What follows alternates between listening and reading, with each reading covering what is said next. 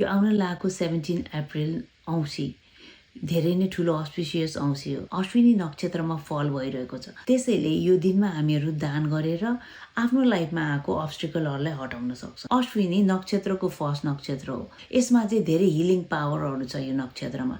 कुनै पनि कुरालाई बिगिनिङ दिनको लागि, फास्ट गर्नको लागि यो नक्षत्र पर्फेक्ट हुन्छ। अश्विनी कुमारलाई चाहिँ भगवानहरूको फिजिसियन भन्या भएर यदि तपाईँको घरमा जेनेरेसन टु जेनेरेसन कुनै पनि बिरामी भएर ठिक भइरहेको छैन, पनि क्रोनिक डिजिज भइरहेको छ, एन्सेस्टर वाइज डेथहरू छ, बाधाहरू छ, पिँढी बाई पिँढी जेनेरेसन वाइज कुरा दोहोरिरहेछ भनेपछि त्यो कुरालाई चाहिँ हटाउनको लागि यो औँसीमा यो नक्षत्र फल हुँदाखेरि तपाईँले दान गर्नुभयो भने यसको पोजिटिभ रिजल्ट आउँछ। डोनेट के गर्ने त?